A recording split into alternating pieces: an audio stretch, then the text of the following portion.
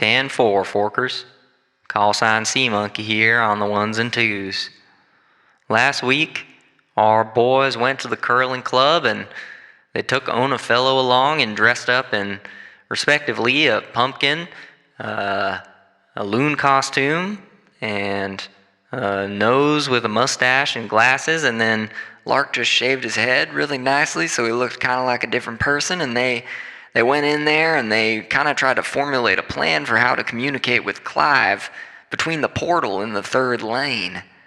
They decided that they would build some kind of receiver, but in order to build it, they'll need, some time, and it's really heavy, and they need some radioactive waste from the caves under Angel Falls, so they're headed there now to get it. They also built a receptacle for said waste and found some old suits that Helmsfolk members used to wear to protect themselves when they were thinking about sealing off the caves from the public. Of course, that mission was a failure. Hopefully Clinton, Lark, and Mystic Mikey's mission goes far better than that. This week, we'll see. Onward into strangeness and adventure. Sea Monkey out.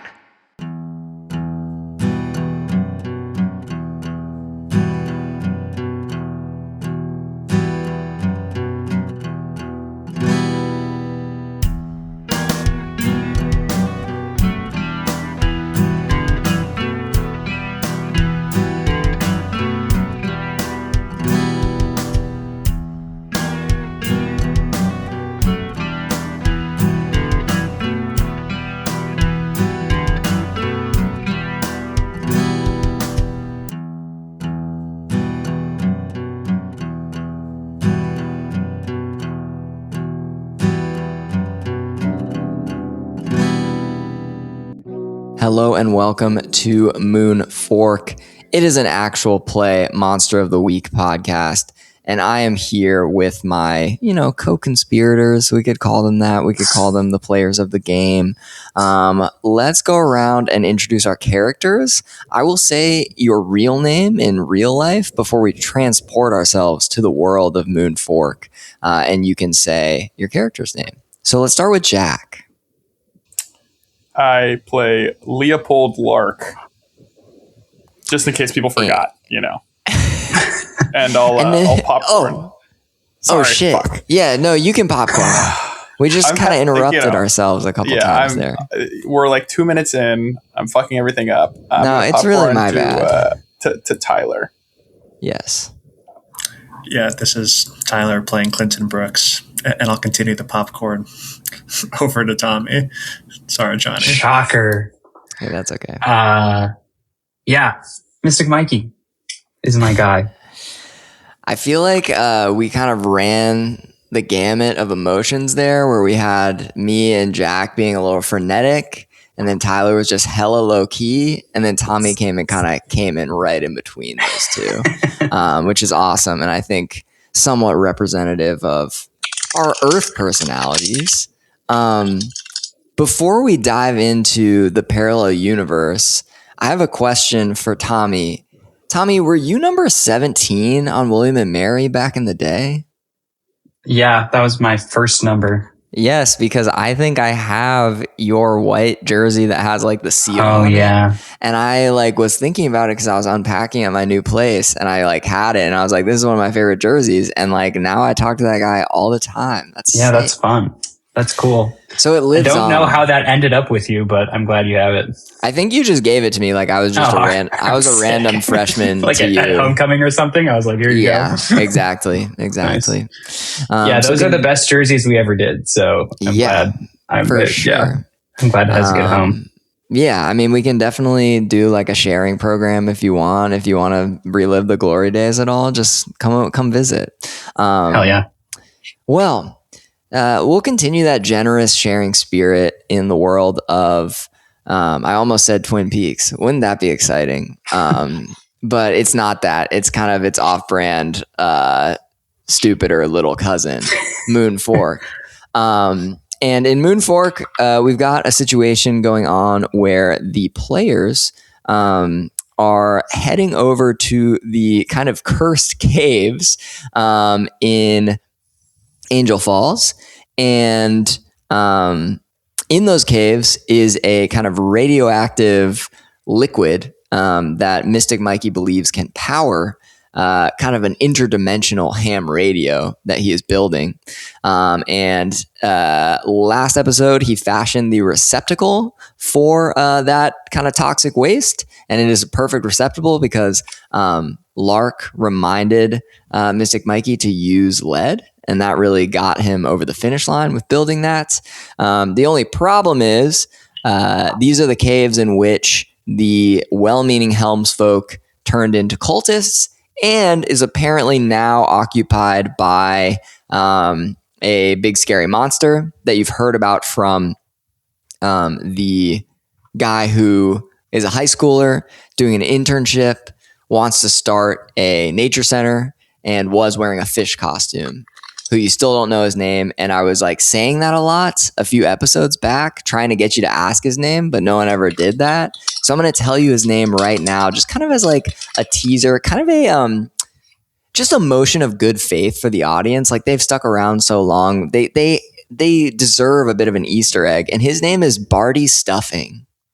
So if you ever interact with our little nature center friend again, who is probably connecting with Anchorage Wind now, you know to refer to him as Barty or Mr. Stuffing or Junior Ranger Stuffing, if that suits you. But anyway, you're heading toward these caves. There are some threats going on, and you are trying to make that ham radio because you want to connect with the messenger who is contacting you, whose name is Clive, and he's speaking for Angus, who is kind of the leader of the silent majority in the CHOP. So there's probably something that y'all can collaborate on that will allow you to potentially defeat the otherworldly threat.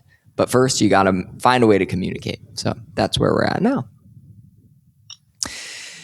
Having said all that, let's dive right in. I was wondering, so we left off the last episode. You all were walking toward the caves in Angel Falls. Y'all can feel free to just be like, okay, we dive right in and we can do that kind of scene. But otherwise, if there's anything y'all wanted to take care of above ground before diving in, you tell me.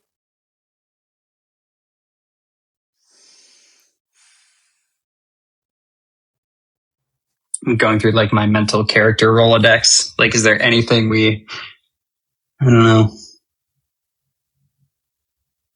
I feel like we're okay. Should we just let it rip? Yeah, all right. I think just let it rip. Let's go. All right, let's do it. So you all head over to Angel Falls, and how I view it is, so the town is essentially just down the road from Moon Fork, and St. Joseph's, the hospital, is in the middle, and it serves both towns. And so you pass St. Joseph's, the place where Lark has been interred a number of times with grievous wounds. And you all walk kind of skirting along the tree line by the road. There's not really a sidewalk, but there is a very grassy shoulder that you're walking along, and it's not that frequented of a road as it's just a through road between the two towns. But you reach a point on the outskirts of town right by the Welcome to Angel Falls sign. Population 7,061, if you were curious. And then maybe later on, like, we'll have a character die in Angel Falls and like the number will like fall off or something. That'd be sweet. Anyway, right by that sign, Mystic Mikey, you recognize the area. It was the same sign when you were growing up, and you know to kind of hang a right. And if you do so, it's just about like a quarter mile into the woods, into Beaks Lamp State Forest, where you will find the kind of entrance that you took when you were a kid. Guys, let's hook it right. It's right over here.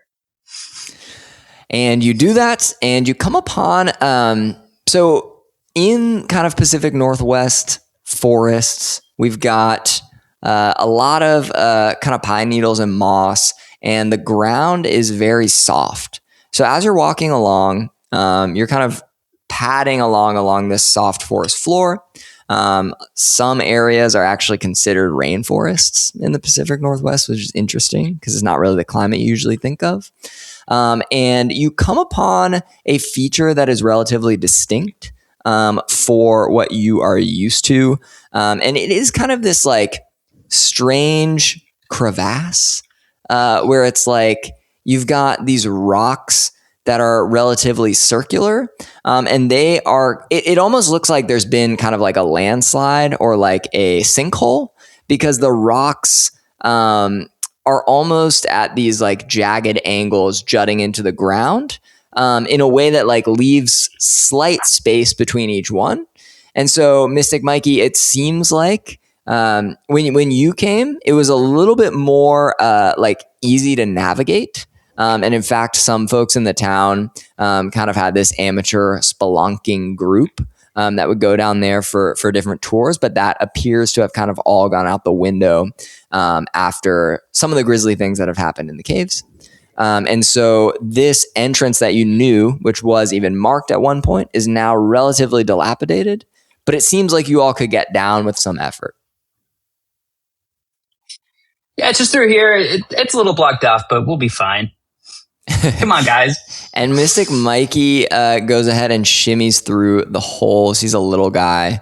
If you've seen Portlandia, he's very much like Garmin. I'm a little guy. But for you non-little guys, well, probably average-sized men, how are you going about getting and kind of twisting your way down into this cave system? Mikey, you got a couple older gentlemen with you. I don't know. It's looking a little bit steep. You have any recommendations or? I mean, I guess we could try to dig it out a little bit. Oh God. Does it look like there's any vines or anything nearby that I could try to? Vines? We're going into a cave. I know, but is it like any? Well, he's describing like a mossy. I don't know. He's trying to like you're wanting. I think the miscue here between Mystic Mikey and Lark is trying to find kind of like a rope thing to kind of rappel down. Yeah, like roots. Whereas Mystic Mikey was thinking like, are you going to use it as a whip or something, Indiana Jones? Which is very much. It's very the characters, which I love. No, there are no vines.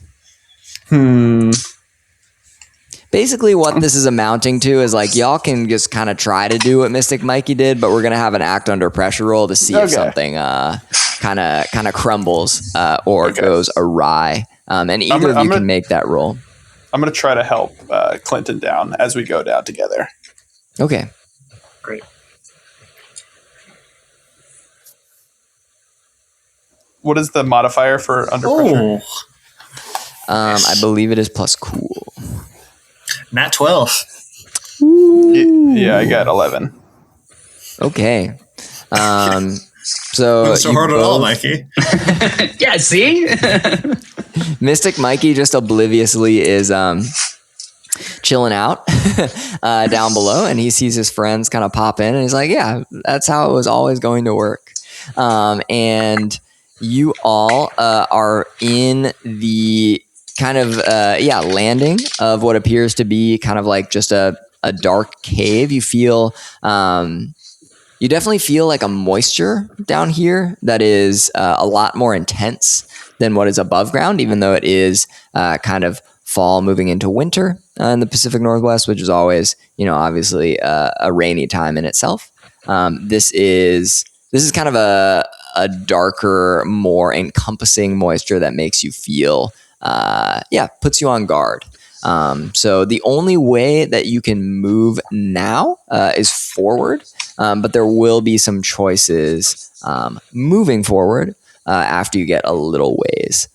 So I assume you start walking forward. Do you talk about anything as you go, or is it mainly we're in here for business? as y'all think of how to answer that question, I also forgot to mention it is who is wearing the suit that has rips in it? Because the last episode we found 2 pristine kind of radioactive repellent suits and one less so. So who's wearing that ripped suit? I'd say they're probably me or Mikey would be. And I'm down to I'm kind of a self-sacrificing type, so I'll be like, I'm closer to death than y'all. I've been around for a long time. I feel like Clinton's just like, I'm fine. I don't care. Yeah. It's fine. Yeah. Very morbid. Like yeah. I feel like, well, weren't you last time with your level up, Tyler? Didn't you take like the wronged? That's very wronged, I feel like. So we can go with that. And do we still have our coats on above our rad suits? Of course. That's naturally up to you. I mean, part of any great game, whether it's video game, role playing game, board game, is being able to customize your outfit. So up to you what you are wearing on top of your suits or underneath. You can still see that I'm like shiny bald with my suit on, just so everyone knows. Like there's a glint. Oh, that's right, because you shaved your head. I was like, I didn't think Lark was bald, but yeah, it's all coming back to me now. Well, that's good. I love that character trait, Mystic Mikey. You want to throw anything in there, or you're just wearing your normal stuff? Mikey doesn't think about clothes. It's just like he's got one outfit. You know, it's like you open his closet and it's just like this. It's like Peter Griffin or something like that. It's just white polos and green pants. Amazing. Quick aside, Matt Kim literally did that. I know we talked about Matt Kim last episode, but literally, wait, are you kidding me? No, literally, he would only wear the exact same shirt, exact same pants. He's like, I'm going to try doing this now. I don't want to think about clothes. So, sorry. That wasn't in the episode. That was in like one of the after or before recording moments. But I love Matt Kim potentially working his way into this universe. Let's just let that hang out. New character named Matt Kim. The monster that you're faced with is named Matt Kim. Oh shit, it's Matt Kim. Okay. And Clinton, are you wearing anything? Jacket's on. Of course, the jacket's on. Jacket's on over the suit, we talking? Yeah. All right. Extra protection. I love it. So this ragtag crew makes their way deeper into the cave system. And as I said, do you talk about anything, or is it mainly just kind of quiet? Do you hear the dripping of this moist cave wall and ceiling in the background? I guess my one thought would be like, would I want to talk to Cronoa before we move further down here, just to see if Cronoa has any advice or thoughts on our current path forward. So for sure, I think I'll probably whip out the lighter and try to talk to Cronoa before we go forward. Okay. Yeah. So you go ahead and do that. You flick the lighter out, and Cronoa does respond, and they go, Clinton, you're farther away now from the source. Has there been some kind of problem? Yeah, but we're kind of going into a Heart of Darkness situation, Cronoa, and we are going to try to make contact with the other side, so to speak. But I wanted to see if you're sensing anything or have any advice for us or riddles before we move down this path. Heart of Darkness, Clinton. Sounds dire. Yeah, we're showing a horrible vision here by you, I believe. So going back to the scene of the crime, and just wanted to know if you had any thoughts, I guess. Well, I would like to help you. Why are you going to the said scene of the crime? What is crime, Clinton? Yeah, that's a complicated one to explain, probably, and given your communication style, it's going to take a little long. These episodes got to be tight. That's tight 60. But yeah, we need to get some resources to find a way to talk with some people who are going to help us try to take down the darkness in this town once and for all. Oh yes. To communicate with Angus. He is a presence that is helpful, to be sure, a little timid, a little meek, you might say, over there on your landmass, but helpful nonetheless, and certainly has the trust of the people. Well, as far as advice goes, I will tell you that one of the presences you've been warned about haunts this cave. And they are strong, Clinton. Do not underestimate that presence. Otherwise, I'm not sure. It's hard for me to have any kind of contact with threats that aren't from my world. However, I would imagine that if it were the same caves in which that grisly night occurred, that there might be certain pitfalls and other traps, might you call them, to watch out for. Perhaps set by the presence I'm mentioning, or perhaps set by the raving band of lunatics that met their end there. Be wary, Clinton. That is my advice. And the light goes out. Thanks to that advice and Clinton thinking on his feet to contact a helper, you all will get +1 forward if if we do any act under pressure or read about situation rolls. That's a big if, it might just go great. But you all kind of walk forward. Clinton, I'll give you the option to just vibes-wise keep the lighter on, no Cronoa, to kind of light the way. Or if you're just going by the glow of Mystic Mikey, that's totally fine with me. No, we'll keep the lighter on for sure. Okay, so lighter's on. I've got a great kind of like fan art image in my head of like Clinton with the lighter, Lark kind of perched behind Mystic Mikey, who's glowing, leading the way. And you all make your way to the first of kind of the bends in the road, so to speak. So you see illuminated on both sides of you by this faint light. You can go right, you can go left, or you can continue forward. And it is up to you what you would like to do. So discuss as a group how you would perhaps in character discuss it. And we can go with wherever y'all want to go next. Mikey, what's your thought here? You've been here before.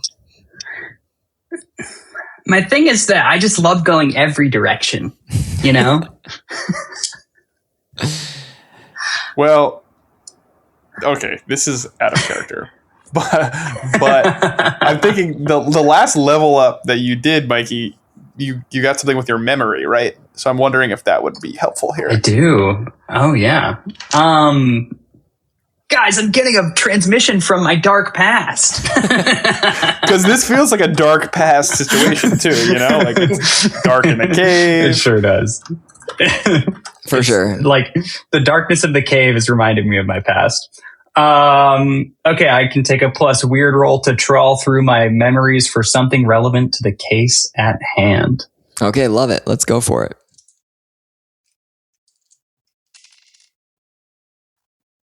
Fail.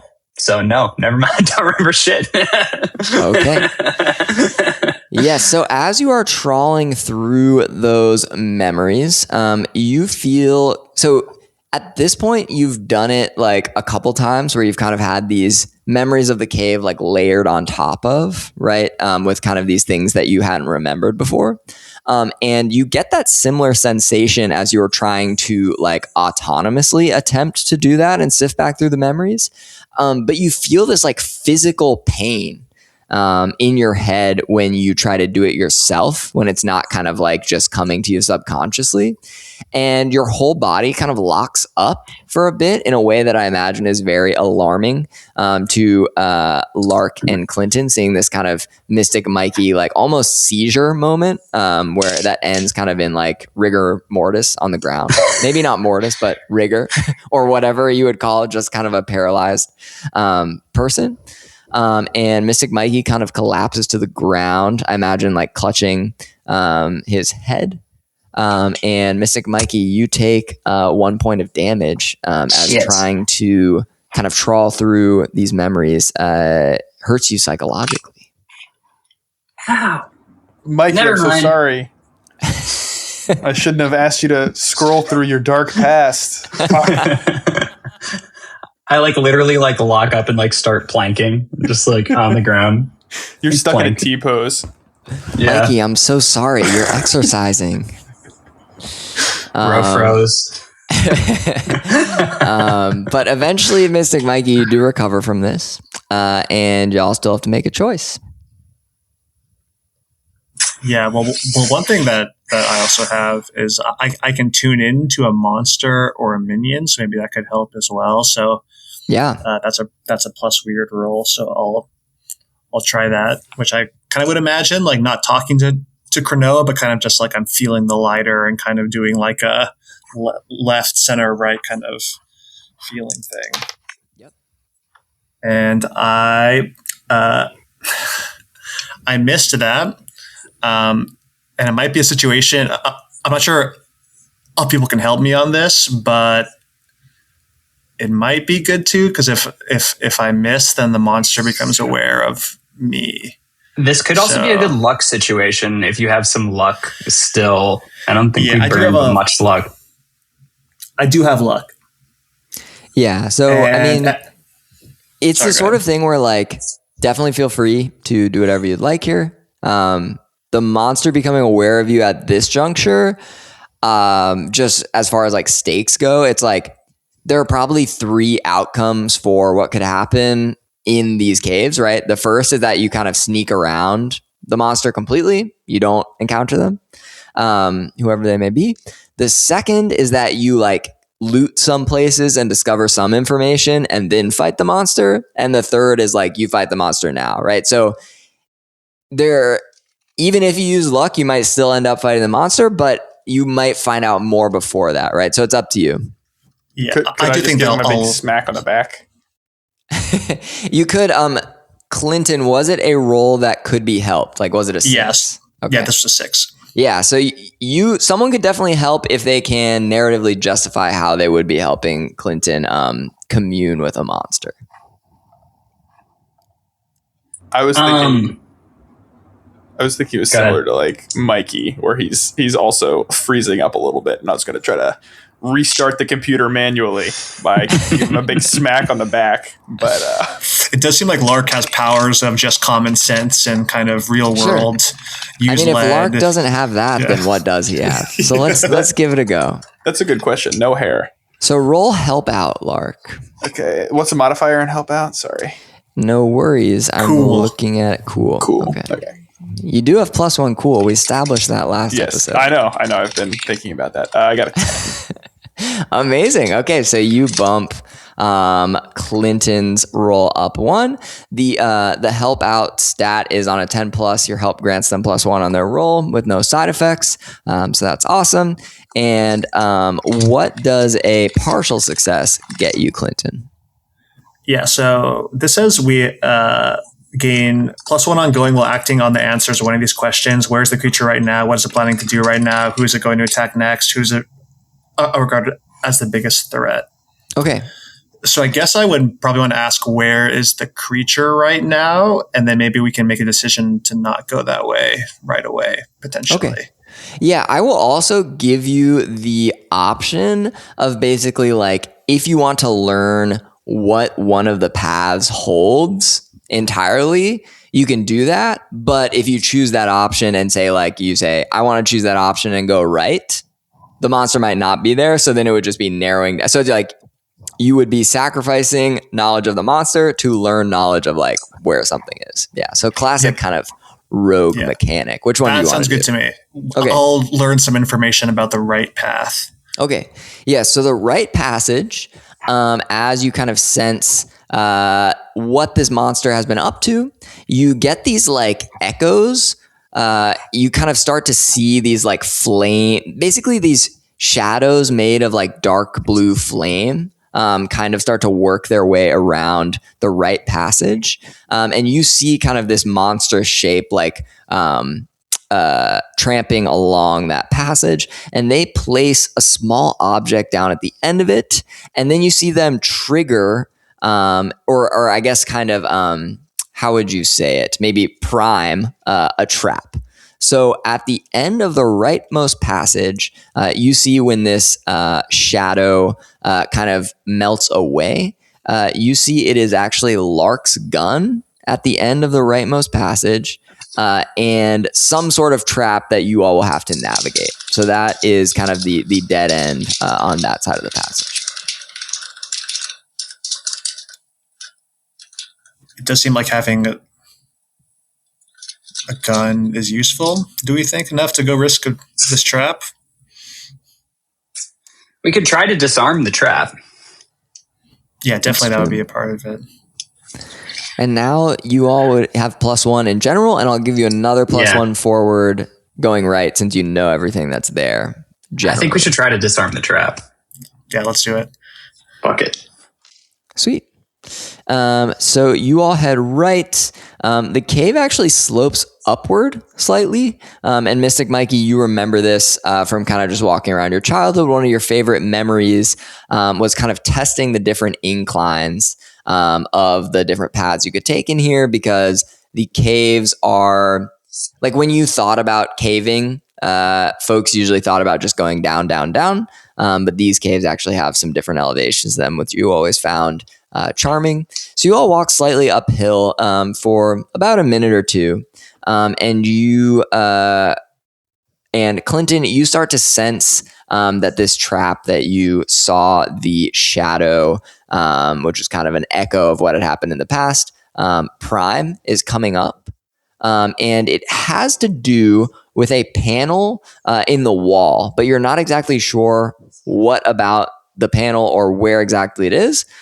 So in order, if one of you is going to disarm the trap, or if you're going to do it as a team, that's going to be a roll. It's likely going to be investigate a mystery with some maybe homebrewed questions. But whoever wants to investigate the mystery can do so now that Clinton has this information. That's sharp. Yes, plus sharp. I have 2 to sharp. Yeah, Mikey, So, go figure out the trap. Mikey, I can be the lead investigator. Go solve the trap for us. Figure out this trap. Let's go. I figure out the trap, and everyone's helping, and everyone's helping me, and I have +2 forward. +2 forward. And I don't need it. I got a 12. Okay, that's awesome. Yeah, so this actually works. We're using the advanced rule set here. So on a 12 plus, you may ask the keeper any question you want about the mystery, not just the listed ones. The mystery in this case is what is the trap and where? Mystic Mikey, I'm going to let you roll 1d6 because I actually have some different options for what the traps could be. Got a 6. Okay. With a 6, you actually sense that this trap is perhaps less deadly than it is like information gathering, right? So you feel along the wall, and you feel there is kind of a hollower part, and you slide back a panel, and what you see there is oddly high tech for what you would imagine. It appears to be a laser, but not like a Star Wars laser, but just kind of like a light that is pointing directly at the other wall.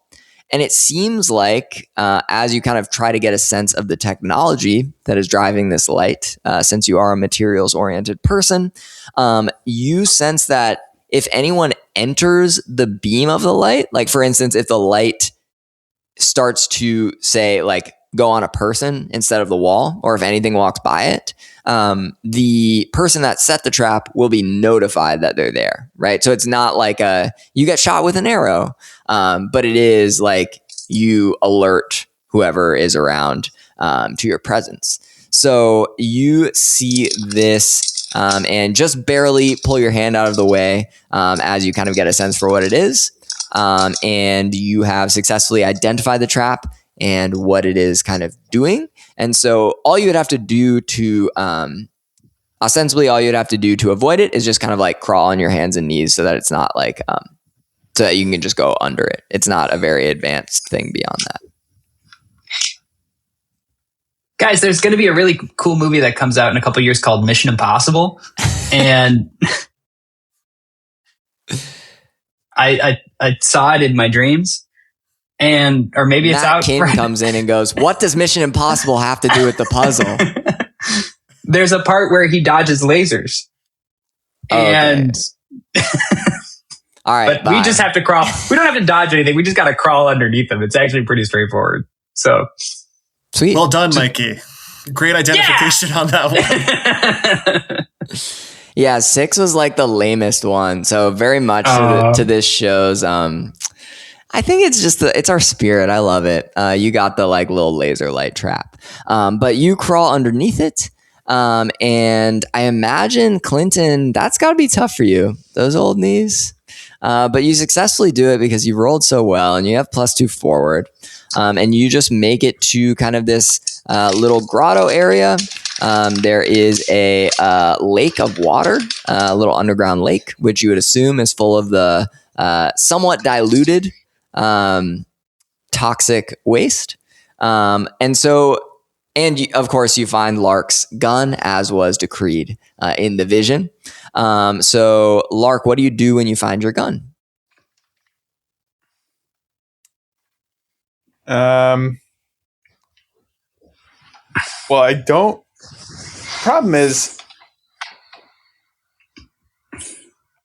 I feel like I shouldn't pick it up with my hand. Like, well, I guess I'm wearing a suit, right? Like, I feel like there's probably fingerprints on it if someone else used it to shoot someone else. So I kind of want to maintain that piece of evidence, just so that I can, you know what I mean?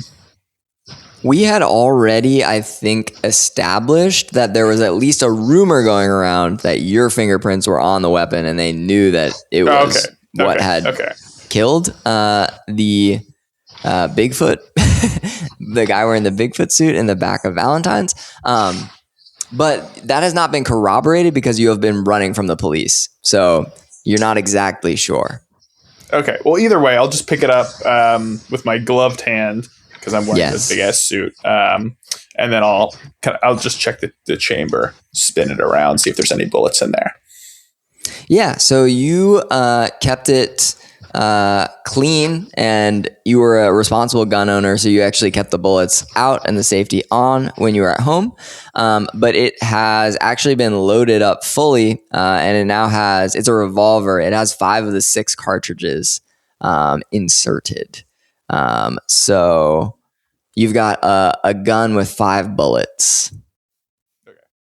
Sweet. Yeah. Then I'll just stash that, and I'll line it up so that the next shot is going to be a bullet as opposed to sure. You know what I mean? I assume you line it up so that the 6th shot is the one that has no bullet. Yeah, exactly.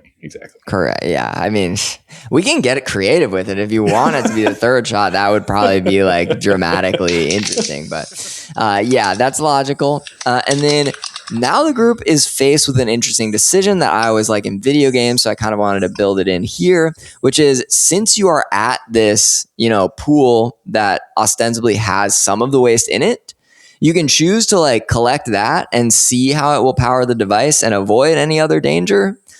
Or you could push deeper and try to get a more concentrated version of the liquid. We're definitely pushing deeper, right? Yeah, we're pushing deeper. Yeah. Come on now.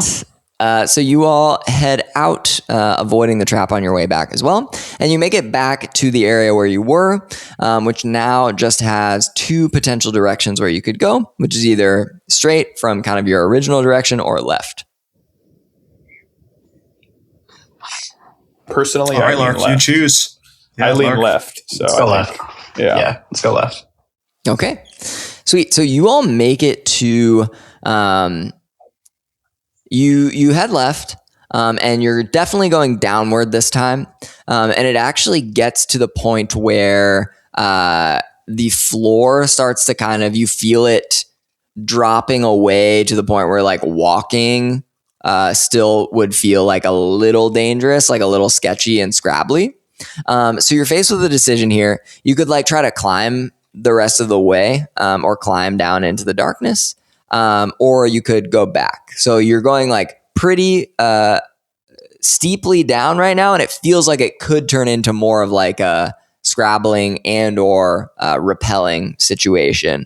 If you want to like try to improvise some equipment for that, you definitely can.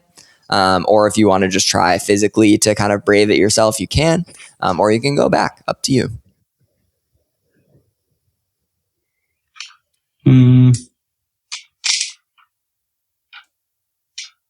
Yeah, do we see anything that's like interesting, or it's like just like a chasm and we're fully just like, do we send it? Sorry, the question was, do you see anything interesting? Is there like a reason for us to keep going down the hole, or You no? tell me. We don't know. Okay. You don't know. I mean, so with a lighter and Mikey's glow, I would say like you could probably see.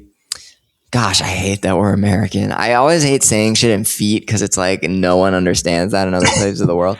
But yeah, let's say 2 or 3 feet ahead of you, and you so you can see it pretty much steeply dropping off. But beyond that, it's just darkness, right? So that's why you are aware that you could even make this choice, is because you can see ahead of you. But yeah, you can't see anything particularly interesting moving forward. The thing that would keep you moving forward is just the spirit of adventure. I think my gut tells me that down is the direction we do want to go. But the problem is, like I said earlier, and my reservations were not met with any challenge, but we got some older gentlemen, including myself. So I don't know. You know what I mean? Like, even getting back up is scary. So yeah, this should definitely be a situation where I think Mikey has something to maybe help. I'm very confident, so I'm down just to I'm probably like pretty gung ho, like venture forth, but I will probably hurt myself, barring a good roll or some help from some items from Mikey. I don't want to split up, obviously, but is there a way you can go down a little bit, Mikey, and we can because you have a glow, you'll illuminate further if you're a little bit ahead of us? Yeah, I can go first. Yeah, just, Mikey, you can just see what it looks like down there. If it gets really steep, come back up. We'll come with you a little bit, but, I like how this episode is just like egging Mystic Mikey on to do like rash things. Like just spelunking. I mean, I don't need that much egging on, to be fair. That's true. Mikey's like, come on, guys, it's not even that big of a chasm. Like, it's all good. Wait there, I'll check the steepness. It's a little different than I remember. It's fine. So, Mystic Mikey, do you want to do any kind of like recon, or are you just diving in? Because if you're just diving in and trying to kind of navigate the steep drop off, we can do an act under pressure. Otherwise, we could do like an investigate roll. Yeah, let's investigate real quick. Okay. The mystery of the chasm. Let's roll. Okay. I got a base 7 plus 2, 9. Okay. Yeah, on a plus 7 2, or 9. plus 2 more is 11, I guess, because Okay. we have hold. Yeah. Yeah, you have hold 1 now, Hold 1, so because because you went right and we're done with Right. that. Okay. So 10. On a 10 you hold 2. And I'm just going to allow you to ask like 2 set questions about the cave situation instead of the investigate questions that are normally there. So I'll let you ask, or I guess just I'll give you the information of basically how steep is the drop off? Like, are you going to be climbing? Are you going to be skidding? What's the deal? And then what is kind of going to be directly at the bottom so that you're not like jumping right into danger? And the answer to those questions are, it is like a complete like rock climbing bouldering situation down, but it is only like 5 to 10 feet, right? It's pretty shallow. So even like if you're down there, one of the other party members could like jump and you could try to break their fall or something, whatever y'all think. And then what is down there is oddly enough a kind of a stench that is not like immediate putrefaction, but it feels like bodies have decayed fully here, like okay. But not like fresh, more like it has happened and it's lingering.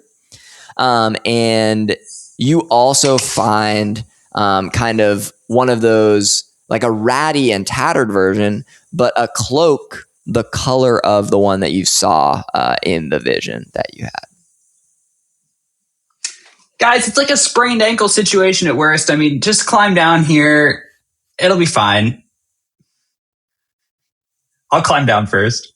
Yeah, I mean, you definitely climb down first, and you yell that from the bottom. Yeah. Do I have to act under pressure to do the climb? No, you're good. Since you did the information route and you got some good information. It is Lark and Clinton who will be having to do the act under pressure to get down if they want to come down with you. I think I should go last so that I can, so that you can shoot Clinton if he's in a lot of pain. Yes. Yeah.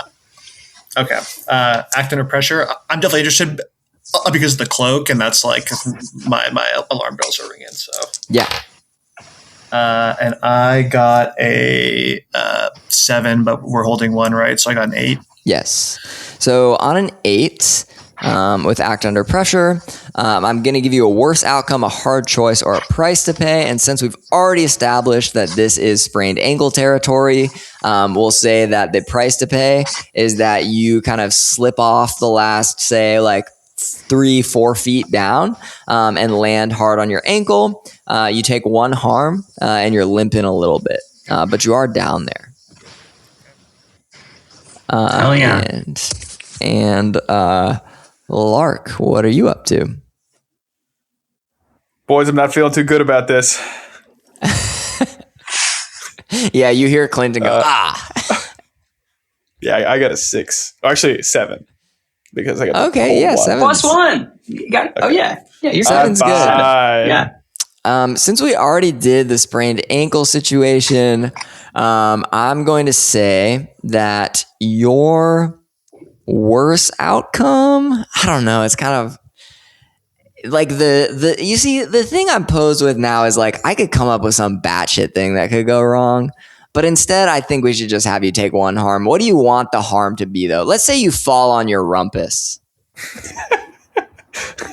Yeah, fine. Lark falls right on his rumpus and takes 1 harm.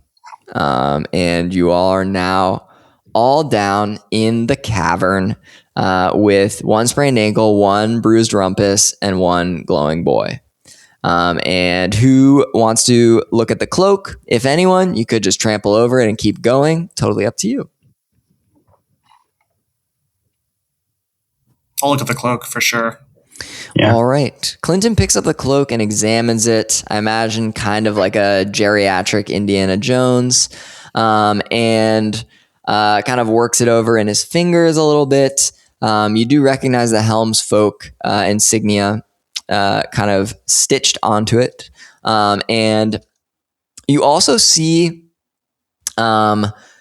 stains on it. They don't look like blood stains. They look more like discoloration, almost like what you would see.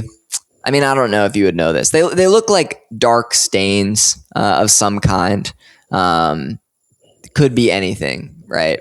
Could be like sludge, could be vomit, could be, I don't know, some other type of creature's blood, could be something that makes it darker than it already was.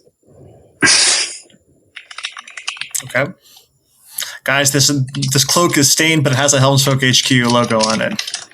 Correct. And it looks old. It looks old. And it smells like bodies have decayed down here, but are not currently doing so. Do you have some bones or anything? No. Well, again, wow, y'all are in sync. Again, like you can only see like 3 to 5 feet around you, right? And so you don't see anything in the immediate vicinity, but something that strikes you is all the rest of the time, as you've been walking through this cave, it has been kind of like a single passage type thing. Whereas now that you're down here and you're speaking, your voices like reverberate and echo across what sounds like a massive chamber that does not have any kind of hallways in it, right? It is just, you can go in any direction. It feels a lot more open than you are used to since having descended into these caves. Guys, I think we're about to get to the treasure room.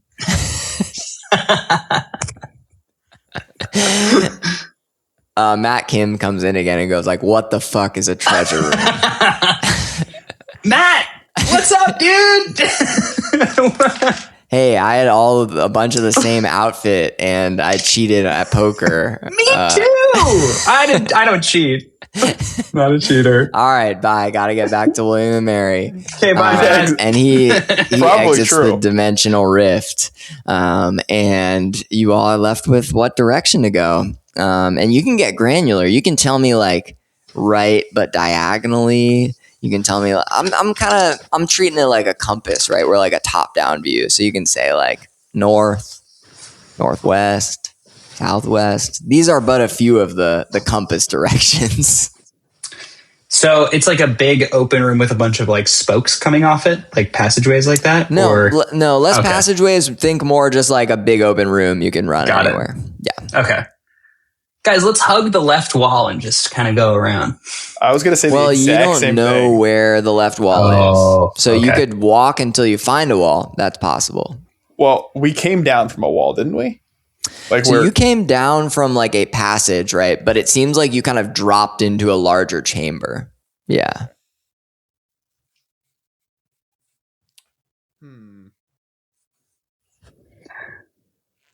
Let's walk back underneath the chasm.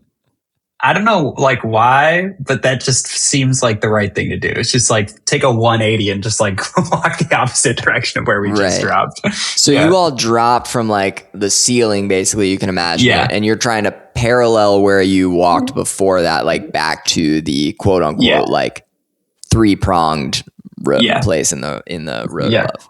Okay. Yep. So you walk that way. And for the first, say, like 10 to 15 steps, you can just hear your steps echoing throughout this big chamber. Nothing of note. Then you come upon what would appear to be like the base of some large statue, right? Or some large structure that appears to be like chiseled out of the stone that matches the stone that is just in the cave, so naturally occurring. But you can't see above. It's too big to see exactly what it is, but you do see a dorsal fin kind of on the bottom. So it would appear to be like this statue with this kind of plinth situation going on at the bottom and a dorsal fin starting off, but you can't really see above that. It's like massive in scale. Because with Mikey's height and even the lighter, like you can probably see like maybe 8-9 feet up, and like all you see is the dorsal fin. So it's this massive, massive statue. Check it out. yeah. Can Like we a little bit investigate for closer. traps? Yeah, I mean, so you're at the base of it now. There was no traps there. To like see more of it, one would have to climb it probably, or try to get a different vantage point with the light sources you currently have. Mystic Mikey, I don't know, like we can stretch this. I want it to be like a little bit more gritty, so I don't want you to be like, I cast a fireball. But Yeah. like if you wanted to do something where like maybe your spit has like a glow to it or something and you like spit up there, I don't know. Like you can get creative with that if you want. But other than that, the like tools we have at our disposal are like just what humans would have, like climbing it, looking from another place. Yeah, Lark, go ahead. I was gonna say, should I do like an office pop? Just shoot off my gun, illuminate the room. That's true. Bang, You could bang, do bang. that. No. Just like so loud. Yeah, without asking anyone, I just start shooting. Hang on a sec. I might burn a man with the plan charge. I gotta get there though. Grappling hook. Yeah, it's like we actually definitely should have put like a little dungeoneering kit together, but you know what? It's all good. This is getting very like D&D 3.5. It's very D&D. Yeah, I'm it's loving like I it. wish I had a rope, you know. All adventurers start with a rope, but Yeah. beware the orcs at the bridge. What's the A rope, a candle, and 10 coins.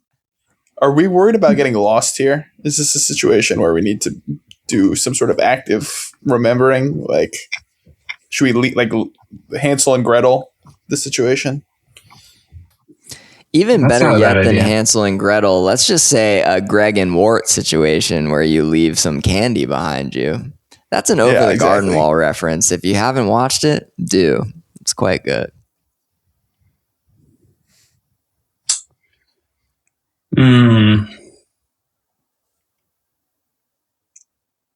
Okay.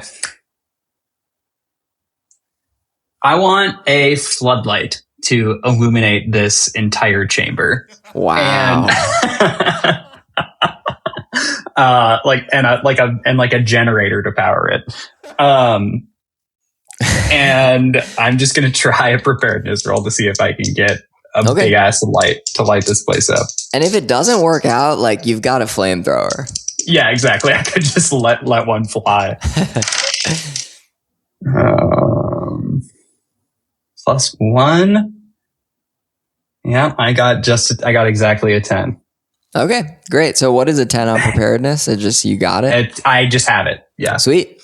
Okay, so you have been working on the side on some technology where you're like working, no, like at your house, like on the evenings and whatever that you brought down into the cave. I'm like actively building a floodlight. Yeah, like Minecraft, you toss down a crafting table real quick.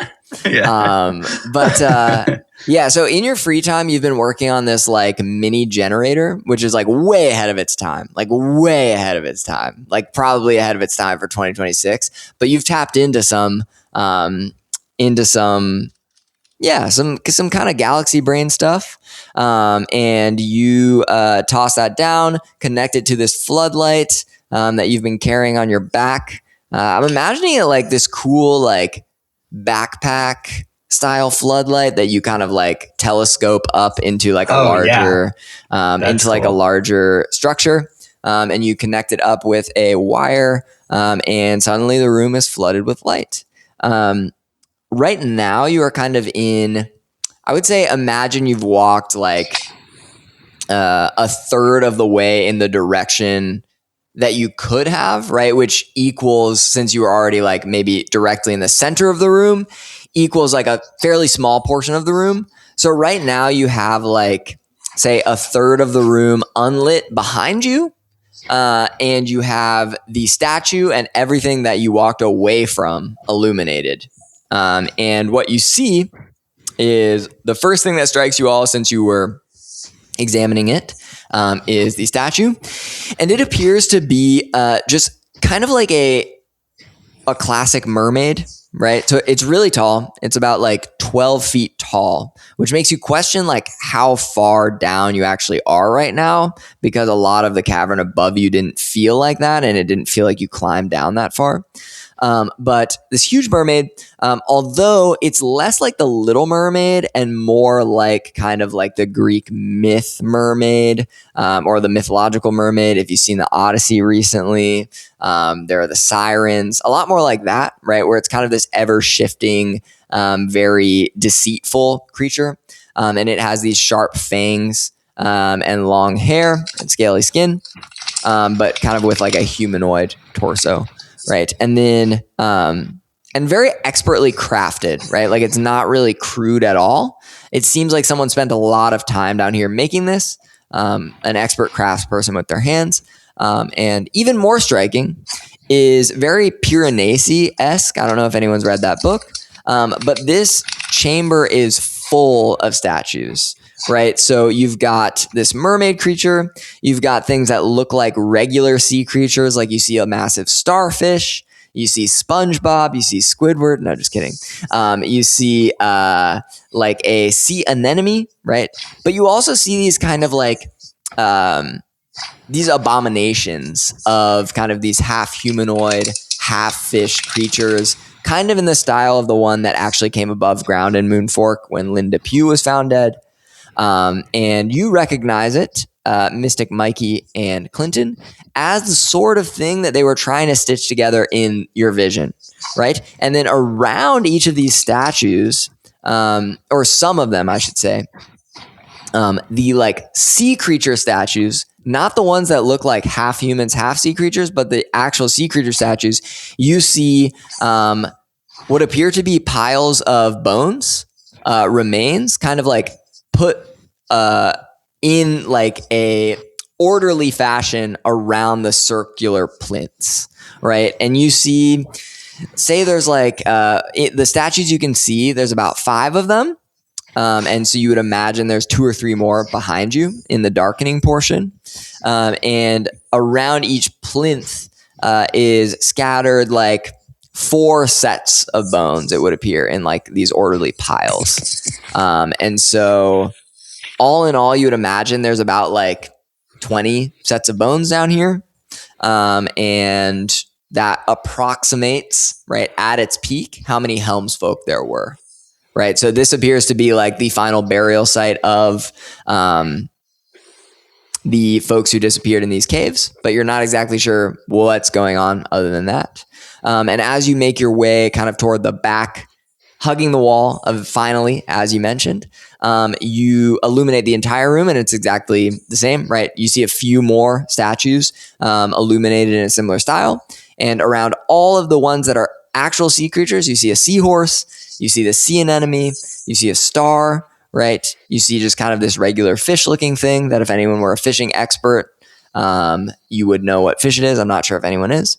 And then you see kind of this crab-looking creature, right? And around each of those is scattered 4 piles of bones each one. So yes, about 20 in total. And some of them have like robes kind of that are holding their remains, and some don't, right? So it would appear that some died here and decayed in the nude, and some had robes on still, but they're all orderly otherwise and kind of stacked around these statues. And as you kind of gaze out upon this desolate landscape that I imagine is quite shocking, it's kind of one of the grander, stranger images we've seen.